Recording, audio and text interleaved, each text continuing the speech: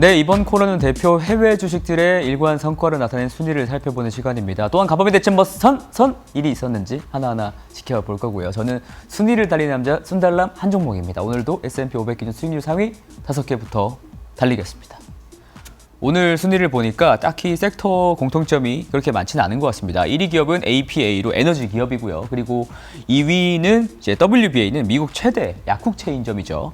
그리고 3위와 4위를 기록한 디스커버리는 의열권이 있고 없고를 제가 좀 표시를 해놨고요.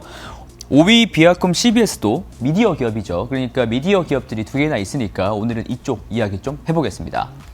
우선 미국 미디어 기업들을 좀 설명을 하기 전에 좀 미디어 지형을 한번 보시면 정말 정신이 없죠. 크기별로 좀 나눈다면은 여기 뭐 디즈니, 넷플릭스, 그다음에 컴캐스트, 그다음에 AT&T 워너 미디어가 이렇게 있고요. 우리의 지금 디스커버리와 비아콤 CBS는 이렇게 조금 쭈구리처럼 밑에 좀 있습니다. 그만큼 대형사들 사이에서 좀 고군분투하는 좀 모양새인데요. 그래서 그런지 디스커버리의 주가 차트를 한번 보시면 썩 재미가 크게 없습니다. 사실 어제 오른 것도 뭐 그다지 크게 이슈가 있었던 것은 아니에요. 그럼에도 비아콤 CBS와 함께 올랐던 것은 분명히 좀 함의하는 바가 있다고는 생각이 드는데요. 디스커버리를 좀 설명드리자면 20개 채널을 약 보유한 미디어 업체입니다. 디스커버리 채널을 모르시는 분들은 없으실 거고 HGTV, 그다음에 푸드네트워크, 그다음에 애니멀 플래닛 등이 또 있습니다. 다른 거 저도 잘 모르겠는데 어쨌든 공통점은 채널이 좀 잔잔하고 감동적인 것들이 많아서 슴슴한 맛으로 생각보다 구독자율이 잘 유지가 된다고 합니다. 그리고 요즘 같은 때 스트리밍 서비스를 안 하면 안 되겠죠. 디스커버리도 디스커버리 플러스라는 이름의 스트리밍 사업을 하고 있습니다. 다만 보유하고 있는 컨텐츠 자체가 뭐 넷플릭스나 디즈니 플러스처럼 뭐 이런 공룡 기업들 대비해서는 인기가 많지는 않아서 굉장히 싸게 월 $5 정도의 서비스를 하고 있습니다. 여기서 미국 내 스트리밍 사업자 점유율 추이를 한번 보고 가실게요. 이게 시뻘건 게 넷플릭스의 점유율인데요. 2년 전에는 2019년 2분기에는 거의 50% 하던 점유율이 이번 2분기에는 30%가 채 안 됩니다. 물론 시장 자체가 커지고 플레이어들이 많아지다 보니까 이제 점유율이 뺏긴 게 가장 큰 이유겠죠. 다만 점유율 파이를 뺏기고 있다는 것은 주지의 사실인데 대표적인 침공자가 바로 이제 디즈니 플러스, 그다음에 HBO 맥스, 그리고 중소형 스트리밍 업체들입니다. 중소형에는 이렇게 디스커버리 플러스도 이렇게 껴 있습니다. 1년간 이제 미국 내 구독자 증감률을 보시면은 제일 하위가 넷플릭스죠. 넷플릭스는 오히려 좀 줄었고요. 그다음에 훌루도 이제 생각보다 스트리밍 시장에 나름 빠르게 진출한 업체이기 때문에 성장률이 좀 정체된 것 같습니다. 그리고 폭발적인 성장을 보이고 있는 것이 다 중소형 미디어 업체들인데 2위에 있는 파라마운트 플러스가 비아콤 CBS의 스트리밍 서비스입니다. 그러니까 대형 미디어 업자들은 이렇게 생각할 수도 있을 것 같아요. 예전에는 그저 이제 시청률 경쟁 상대였을 뿐이지 않습니까?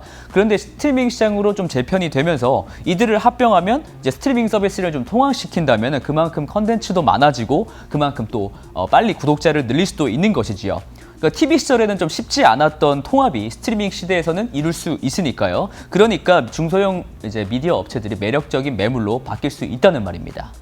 지난 5월에는 이와 관련해서 AT&T의 워너브라더스가 디스커버리와 합병 의사를 밝히기도 했습니다. AT&T가 이제 소유하던 워너미디어를 이제 분사를 시켜가지고 디스커버리와 좀 합친다는 이야기인데요. 합병 선사는 2022년 중반에 이루어질 것 같습니다. 이렇게 되면 해리포터와 디스커버리 채널을 하나의 이제 스트리밍 서비스로 즐길 수가 있는 것이죠. 워너 자체가 워낙 이제 콘텐츠가 많다 보니까 이렇게 즐길 거리가 많은데요. 하지만 이게 디스커버리 같은 채널의 매력은 사람들의 이제 시청 유지율이 굉장히 높다는 겁니다. 그러니까 회사 입장에서는 구독자를 방어하는데 참 도움이 될 수 있는 채널이 바로 디스커버리 채널이라는 거고요. 다시 말하면 이제 해리포터, 뭐 이제 원더우먼 같은 걸로 이제 구독자를 늘리고 디스커버리로 방어하는 전술을 취할 수 있습니다. 실제로 이제 디스커버리 플러스는 현재 구독자가 1,600만 명, HBO 맥스가 6,800만 명 정도의 구독자를 가지고 있는데 두 회사가 합병을 하고 나면 2023년 정도에는 1억 1천만 명 정도 될 것 같다라는 예상이 지금 나오고 있는 상황입니다. 이렇게 되면은 디즈니 플러스와 좀 비빌 수가 있죠. 이런 생각을 워너만 하는 건 아니죠. 네, 비아콤 CBS와 비아콤 CBS도 매력적인 매물이기 때문에 꾸준히 합병 루머설이 돌기도 했습니다. 실제로 저번 달 7월에도 이런 루머가 좀 돌았는데요.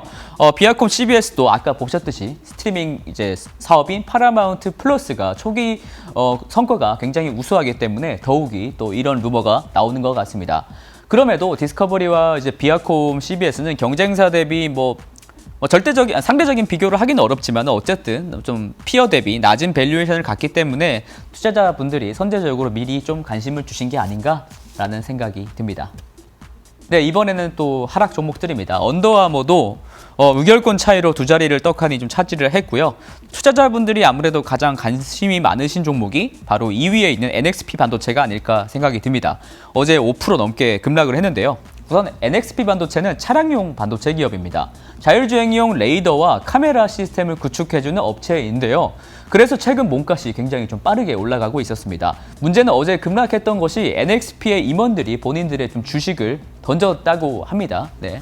그래서 얼마나 조금 매도를 했는지 찾아보니까 8월 27일자 이제 거래 일자로 해서 CEO와 CFO가 나란히 사이좋게 팔았더라고요. 특히 CFO의 경우에는 이게 피터 켈리라는 사람인데 이 사람이 보유 지분을 전량 팔았습니다. 네. 그 거래 금액이 3,200만 달러로 하나로 370억 원 정도 되네요. 이 정도면은 세금 문제는 아닐 것 같은데 혹시 CFO가 바뀌는 건가요? 무슨 일인지는 모르겠습니다만 어떻게 보더라도 좋은 뉴스는 아닙니다. 네, 한편에 삼성전자는 NXP 반도체를 2019년부터 조금 인수하고 싶었다고 의사를 표명해 왔으나 이재용 부회장이 이제 큰 집으로 좀 들어가면서 좀 잠잠해지기 했습니다.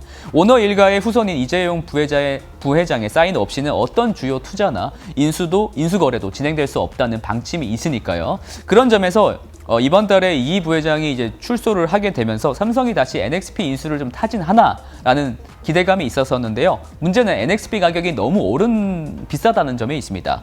NXP의 인수 가격은 프리미엄을 포함해서 약 80조 원 안팎으로 추정이 된다고 하는데요. 물론 삼성이 이렇게 발을 좀 빼는 듯한 이제 뉘앙스로 이렇게 거래 전략일 수도 있겠지만 어떻게 될지 이것도 좀 초미의 관심사입니다. 제가 봤을 때는 삼성 쪽이 좀 더 급한 게 아닌가 생각이 드네요. 네, 다음은 이제 순달람의 이제 히든 코너입니다. 오늘은 좀 수요일이고요. 오랜만에 미래에셋 증권에서 가장 연륜이 있으신 투자자이신 60대 이상 투자자분들이 선택한 5종목 바로 알려드리겠습니다. 어르신들의 선택은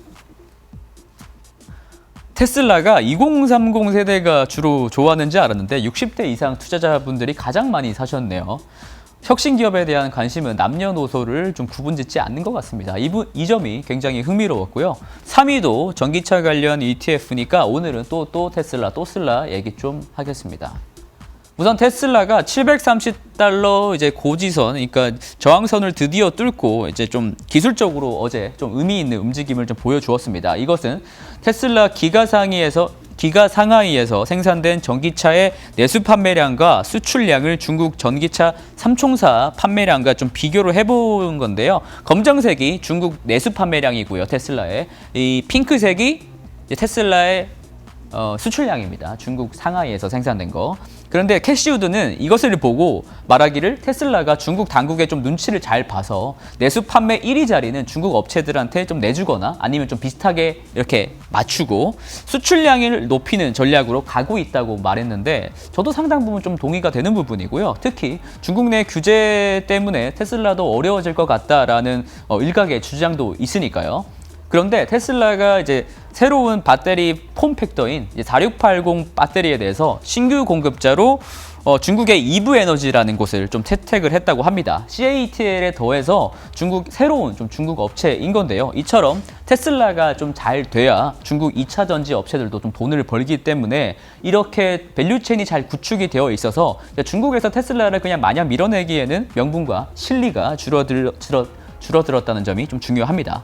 그리고 이렇게 되면 LG화학한테는 그렇게 좋은 뉴스는 아닙니다.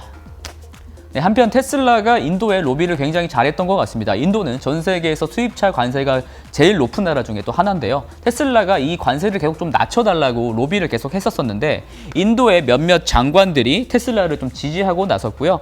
테슬라의 차량 4개 모델에 대해서 판매 승인까지 좀 떨어졌습니다. 한편 본토 미국에서는 반도체 쇼티지 영향을 사실 테슬라도 좀 피해갈 수가 없었는데요. 테슬라의 비판적 시각을 견지해왔던 글로벌 에쿼티스 리서치라는 곳에서 테슬라 공장을 어저께 견학을 했는데 해결이 된 것 같다면서 4분기에는 좀 인도량이 폭증할 것 같다고 어저께 발표를 했습니다. 하지만 이제 테슬라 FSD, 그러니까 완전 주행에 대한 소비자 이용률은 이렇게 안 좋습니다. 생각보다 이렇게 내리막길인데요. 구독률이 낮은데 그것은 FSD가 어쨌든 안 되는 유럽과 중국에서 차량 판매가 급증한 것도 가장 큰 이유가 될 것도 맞지만 어쨌든 FSD가 오토파일럿과 그렇게 크게 다르지 않다라는 생각이 가장 중요합니다.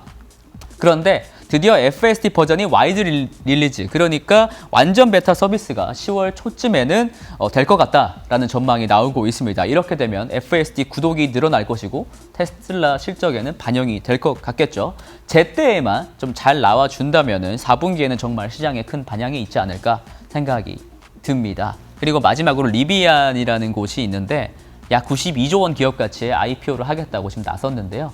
테슬라가 IPO를 했었을 때가 2조 달러가 안 됐었습니다. 참, 벌써 이렇게 전기차에 대한 시장 관심이 그만큼 늘어난 것 같고요. 그러면 저는 또 내일 또 달리겠습니다. 순달람이었습니다.